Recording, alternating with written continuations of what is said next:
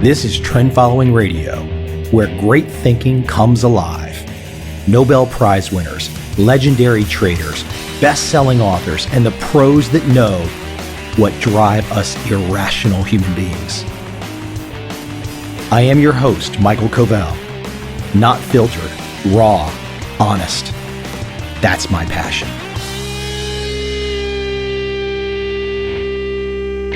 Today on the show, I have Tom Gilovich. Tom is a professor of psychology at Cornell. Tom is an expert in behavioral economics, decision-making. He gets right into it. Many of his peers are the names that we all know from this field. Daniel Kahneman, for one. A very interesting conversation, just a different perspective. I mean, it's a similar perspective to my world. That's why I wanted to have Tom on. But just always nice for me to have the chance to learn from someone who's just, they've got their angle, they've got their perspective. I love it. I hope you enjoy.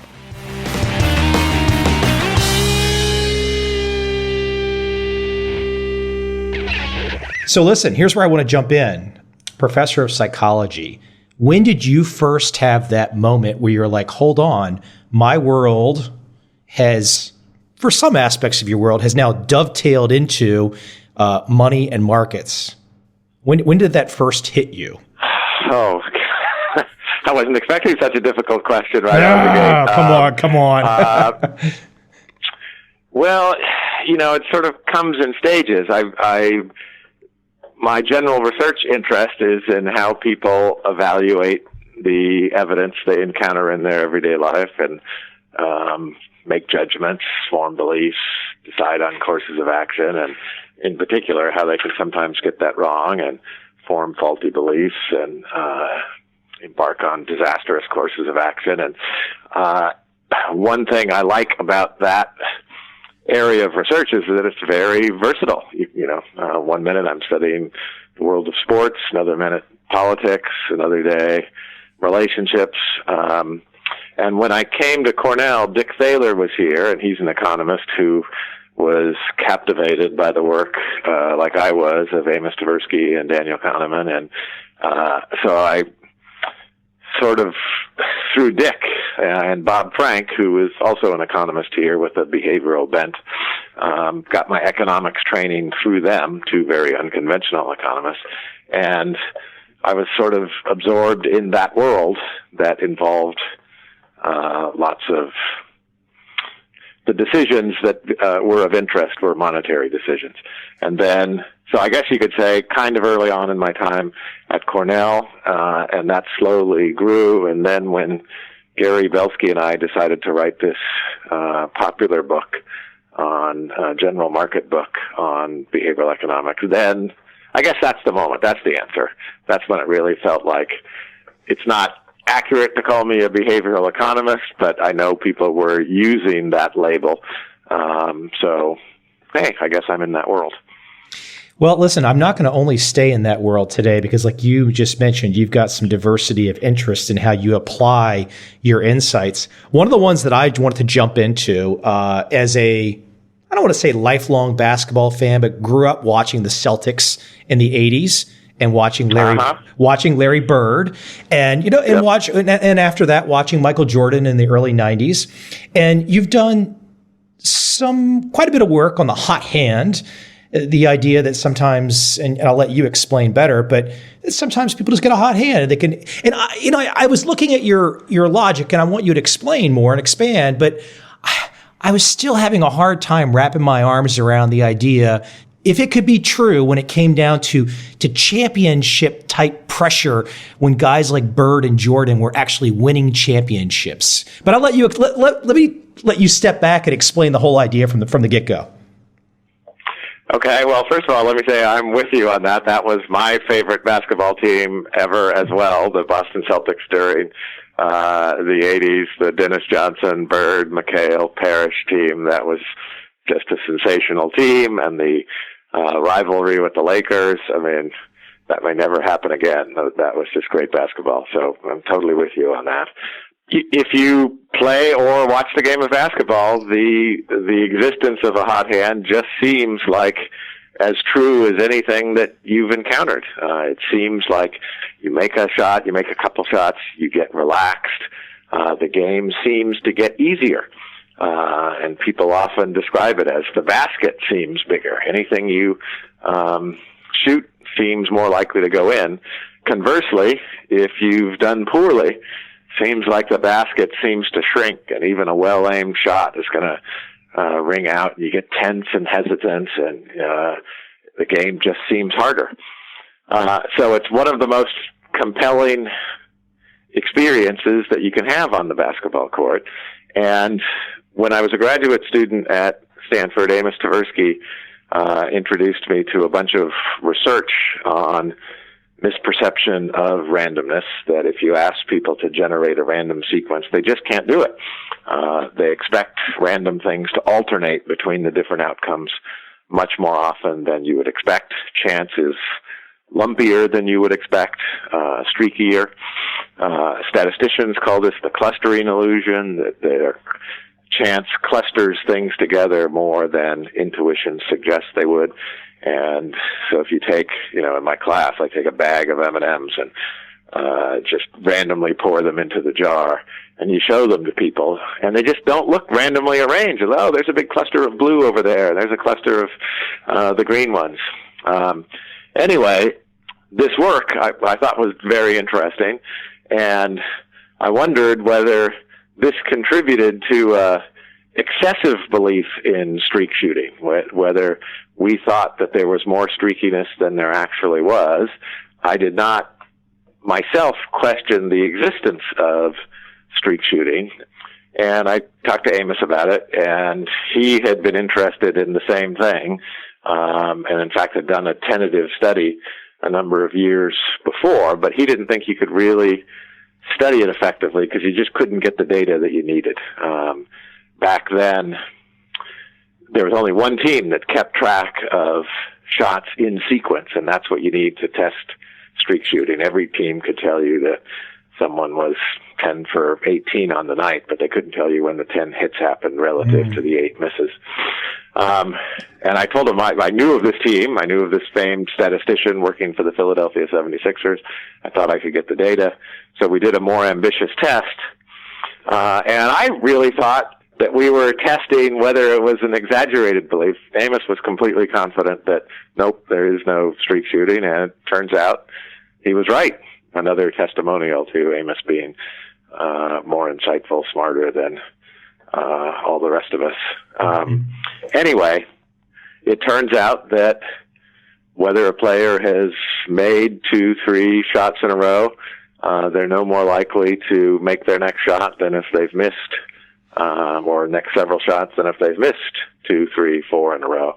The distribution of hits and misses in the game of basketball looks like the distribution of hits and misses when you flip a coin, as long as you adjust for the fact that, of course, not every player hits exactly 50% like the coin. But if you had a coin that came up heads 42% of the time, that looks like a basketball player with who shoots has a 42% accuracy rate. If we take people out to the gym and have them shoot 100 shots in a row from an equal distance along an arc from the basket, after they make several shots in a row, we ask them to tell us, if you ever feel hot, let us know. We can predict when they're going to say they're hot. If they've made several shots in a row, they're going to say, in all likelihood, I'm hot now. But they don't make a higher percentage of their shots when they themselves have said they're hot than when they haven't. So widespread belief to the contrary, streak shooting doesn't seem to exist. Well, so as I think about what you just described, and us human beings, we want this order, we want to see patterns and meaning, and you're pointing out, hey, it's more random than we all think. And if I bring it back to the markets and money for a second, it's amazing to me how many people might see the performance of a mutual fund or an index fund or a fund manager on year one, and on year two they're looking back to year one thinking there's relevance, and it's just there isn't any relevance. And it's amazing how many bright people, how many learned people, and how many people in the media will constantly talk about these past numbers like they necessarily give us some indication of the future. Yeah, no, exactly right. And all the money chasing, the best investment fund manager is, a similar kind of illusion. In this case, a more costly one. You'd be better off, because of regression to the mean, arguably, if you did this carefully, be better off investing in underperforming stocks the previous year rather than overperforming stocks. Yeah. I was thinking about an example that's quite a bit in the media, and I'm in Southeast Asia right now, so I'm hearing about it maybe even more, which is this missing Malaysian Airlines flight. And I made a comment on one of my, on Facebook, and I was very clear that I said, the probabilities might point to XYZ action. And it's amazing. I think that word probability just flies over a lot of people. They see it and they still want to go. They don't like that shade of gray. They don't like the fact that they can't have certainty. And they might hear the word probability, but they still want to go to black and white and say, oh, no, it's not that. But they kind of missed the point that I was saying, well, hold on. I'm not telling you it's only black and white. Right. You put your finger on something I think is just really interesting about human beings, and something that, like a lot of things about us, they're sort of two-sided. They have their good sides and their bad side. On the one hand, this reluctance to accept a probabilistic view of the world could be a good thing. It makes us very determined to try to unravel to dig a little deeper and say, okay, at this level it is random. We can't predict it, but let's dig deeper and find out what those deterministic forces are that are producing at this higher level something that's completely unpredictable. That's a great thing. It's part of the reason we've been such a successful species. We are curious. We're so vigorously after finding out what is causing this. What is the determinative structure here? So on the one hand, it's a good thing. On the other hand, I think time and time again, we see a certain kind of non-nuanced thinking that really gets us into trouble. And your term of, thinking of things of black and white in terms of shades of gray is, hurts us so many times, You're either with me or you're against me. Well, come on, can't we disagree on some things and agree on others? And the tendency to think of people as all good or all bad hurts us quite a bit. I think what's interesting too, if we just, not to be political, but if you think about decisions in political, maybe more geopolitical, foreign policy type situations, behind the scenes, you might hear politicians, whatever side of the aisle they're on, they might come out and make dogmatic statements. Behind the scenes, they're all dealing in probabilities because, for example, no one knows. Somebody is trying right now to calculate whether or not Putin will cross over onto the eastern side of Ukraine, but they don't know for sure. So all you have are guesstimates, probabilities.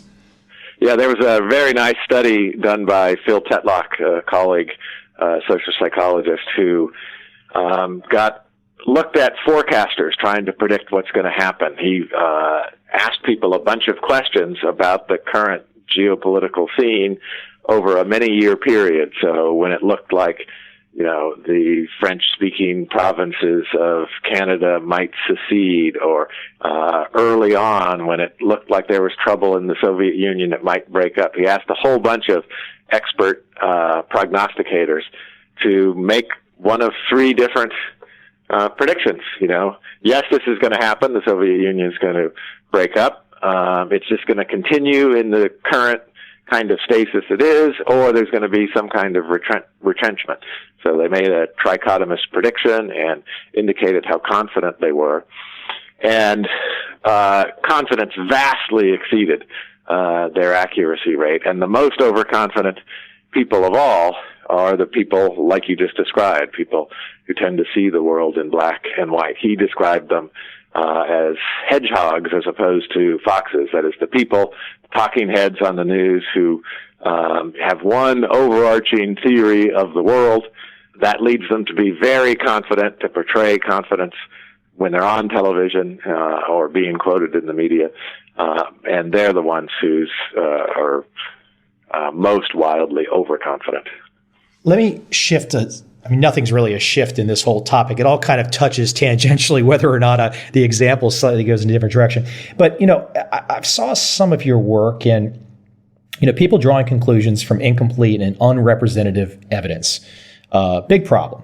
And so how do you think, what are some good ideas for people to develop the habit of avoiding that? How do they avoid that folly of drawing conclusions from incomplete and unrepresentative evidence? Are there any heuristics or tools, something in the toolbox that people could think about on how to try to be a little bit better at avoiding that folly? Yeah, sure. I think one thing that's helpful is to recognize just how basic and endemic the problem is. To a certain respect, we look at the world through small people, and that's true at any level of analysis you want to think of it. Literally, we see less than 180 degrees of visual angle, so a lot of the world's blocked out from us. We can only keep in mind 7 plus or minus 2 things at any one time. Tversky and Kahneman have shown us that if you frame a particular problem one way, you're going to look right through the frame and only see that part of the problem, not consider other alternative framings. And of course, ideologies blind us. So at whatever level you want to look at it, we're just taking a look at the world through some narrow window. And I think recognizing that point is very helpful because it really encourages you, whenever you encounter any problem, to sort of say, all right, I've got a snapshot here, looking at the world through a narrow lens. How can I broaden it? And oftentimes that happens on a specific case-by-case problem. All right, this is the information that's been brought to me. Who are the people who brought it to me? What are their biases? What are they not telling me? That kind of perspective is helpful. Having procedures in place to try to deal with that problem. If you have a committee to make recommendations to you about a new acquisition, a new development of some kind, put people who are ideologically opposed to one another on the committee, so you make sure that a full airing of the issues are happening rather than putting a uniform set of believers on it. So there are a variety of sort of procedural things you can do to take care of it. Put a devil's advocate on whatever group is making recommendations to you, just like the Catholic Church is very interested in this. That is, the term devil's advocate literally was the term that comes from the Catholic Church, because when they were proposing someone for sainthood, this person's job was to try to find the flaws in the case. Why this person is the advocate of the devil. No, this person shouldn't be sainted. And that procedure, explicit procedure to appoint the devil's advocate, existed for certainly hundreds of years, maybe even longer. And there weren't all that many people named as saints. John Paul II eliminated it, that position, and the number of people who've become saints just completely skyrocketed. Now, I don't know which number is a more valid indicator, who's worthy or who's not, but it's telling that without this filter, so many more cases were approved. Interesting. So let me circle back here. So you have this great opportunity in your career to be around so many bright minds in the field of behavioral economics. You've had a chance to be right there at the forefront with so many wise people. How do you feel sometimes, just on a personal level, when you look out and you see so many? Look, we're awash in information. There's too much information these days. But you see all this information, you see all these opinions out there, and many of the talking heads, the public figures, the politicians, et cetera, and they're all in this black and white existence. How do you ever just feel sometimes, given that and I'm not trying to say, hey, you guys have all got it figured out and you know everything, That's not the whole point. But it almost reminds me of, like, you and many of your peers are like the academic version of the Seinfeld TV show, just observing what is. This is what is. And how do you ever feel personally when you watch some of the nonsense out there when you and many of your peers have just kind of outlined painstakingly that hey guys, this is kind of nuts. Why are we behaving this way? Oh boy, that's a great question. It produces a mix of reactions. I think the people who gravitate to the notion of behavioral economics as opposed to traditional economics, one of the things that makes them gravitate toward it is a realization of their own folly, that, life is hard and coming up with the right answer can be difficult. And that's one of the reasons why a discovery of many of these biases in our everyday and professional judgment seem interesting. With that being the case, at one level, it makes you very sympathetic to anyone who makes a mistake because we make them too. And Matt Rabin, a behavioral economist at UC Berkeley, had a nice turn of phrase that I think really captures this. He said that, look, a lot of the problems that we have in thinking straight about the world aren't because the problems are too hard or getting the right answer is too hard. That sometimes happens, of course. But many times the problem is that the wrong answer is too easy, that intuition suggests an answer that feels compelling, and if you thought about it more formally, you'd overcome that. And I find that lens, that framing of the problem, helpful, and it also makes you more charitable when you see, human error in any domain. So that's one reaction. Another reaction is, sometimes you get the feeling, you've alluded to this, that people are posing more than really believing something. And that provides another kind of sympathy. There may be times when, and I think that's an interesting, in fact, I thought about doing some research on this. What are the kinds of things that the class of situations in which people recognize that they're doing the wrong thing because the public demands it. To give you an example of that, when Bill James, the famous baseball sabermetrician, was hired by the Red Sox, he thought, like all sabermetricians, the notion of a closer, your designated best relief pitcher who only comes into the ninth inning when you have a lead, seemed crazy. Like, why only use him then? Suppose the game's getting out of hand, you're trailing by a run, and if you let it get out of hand, there's no winning, keep you in the game. Why not use him then? No, never do that. Use him always in the ninth inning. Anyway, he was convinced that was wrong-headed, and so when he went to the Red Sox, they started out with this notion, no more closer, we're going to have a bullpen by committee, and we'll use them as the situation dictates.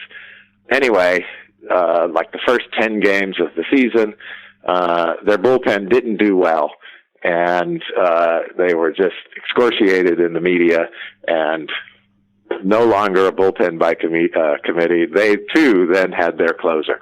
And so I suspect that Bill James is sitting there still thinking it's a bad idea, but you can't do that because of the heat that you take. Yeah, and I can't pronounce the Japanese guy's name off the top of my head that was their closer last year, but they did win the World Series. And so hey, I got two more things I want to run over with you really quick. You were talking about instinct versus considered judgment, and I wonder if you could use the example really quick that I saw you use about test taking. And so there's that first instinct versus your considered judgment. I wonder if you could just run over that really quick. Sure. I mean, it's sort of received wisdom. If you ask students, suppose you're taking a multiple choice test and you have an initial feeling that A is the right answer. You move on, answer some other questions, and then you have this little haunting doubt, like, wait a minute, maybe it's C. Uh-oh, what do I do? Should I stick with my first gut instinct, or should I go to C? And C now seems right to me. People will say, always go with your initial gut instinct. If you switch, you're more likely to get it wrong. In fact, it's the exact opposite. In multiple choice testing, the considered judgment is more likely to be right. You're more likely to get it right. Not always, but you're more likely to get it right if you switch than if you stay. People believe the exact opposite, and it's no mystery why they think that. That is to say, if you initially thought A was the right answer and you switched to C and you got it wrong, that would drive you nuts. You would say to yourself correctly, I had the right answer. Why did I give it up? If you don't switch to C and C turns out to be the right one, you're going to regret that too, but not as intensely. And that extra intensity sort of burns those examples in mind, and they're more overrepresented in your memory, and therefore you think the right course of action is to stick with your gut instinct. Yeah, I thought that was fascinating watching that presentation that you were giving on that. There's just because you think back to being a student and you're like, wow, okay, that's. I never liked multiple choice. I never liked tests, but that's a whole different issue. So, okay, my last thing that I want to bring up with you, I'm not even really sure this is a question, but. Okay. The idea, when you hear this, the phrase that I'm going to say, I just want to know what kind of really hits you, and whether it's a piece of research, a conversation you had with someone, or something just very pertinent to it. But when you hear irrationality in financial markets, obviously, yes, okay. But when you hear that, given all your experiences, what do you first think of? Just irrationality in financial markets. The first thing that comes to mind are bubbles. Those are the things that have gotten us into, big problems, at a macro level as opposed to individual level. So that's the first thing to come to mind. People just getting almost out of control and engaging in a certain kind of risk-taking they would never do otherwise, borrowing money to take on more risk.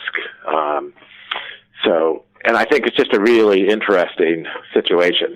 Partly it's an interesting situation from a behavioral economic standpoint because, one of the big principles of behavioral economics is loss aversion, that, losses loom larger than gains. We care more about losing something than winning something.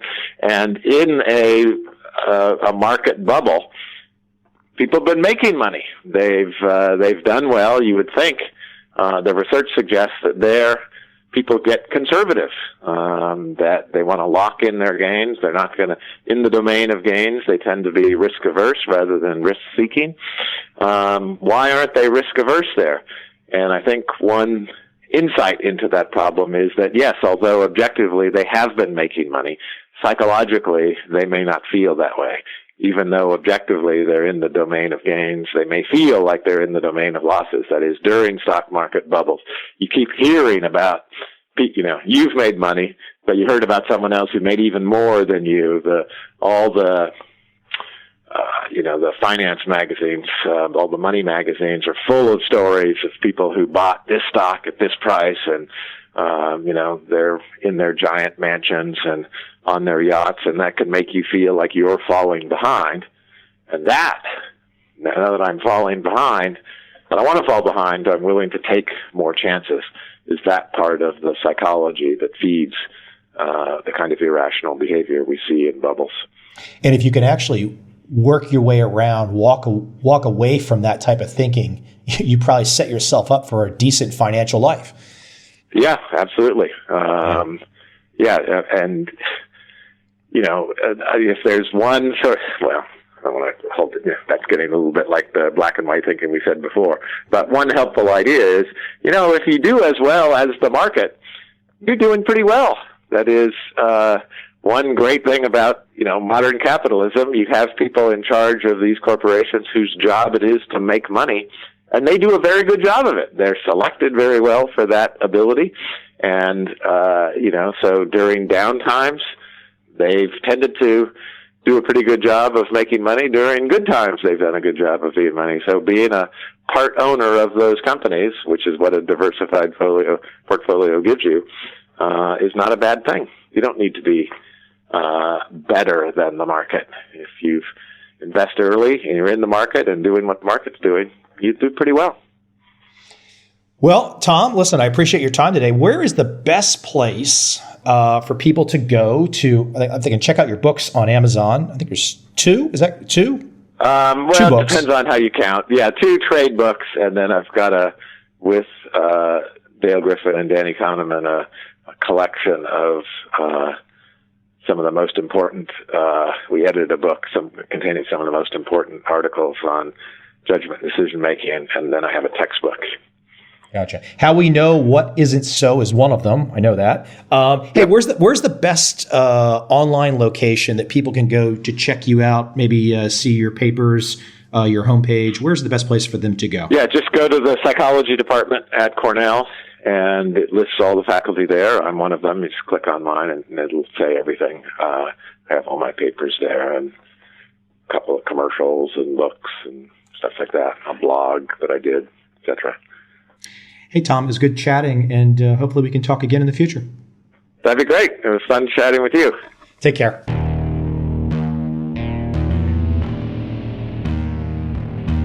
I see a time when those awake will understand how to make money in up, down, and surprise markets. Whether new trader or experienced, college student or financial advisor, protecting against a crash or just trying to make a lot of money, trend following offers everyone an answer in uncertain times. To get started immediately, send me an email, michael@covel.com. I will send you the right trend following steps to take along with my free video. But if you want to buy and hold, trust the government and trust Wall Street, this is absolutely not for you.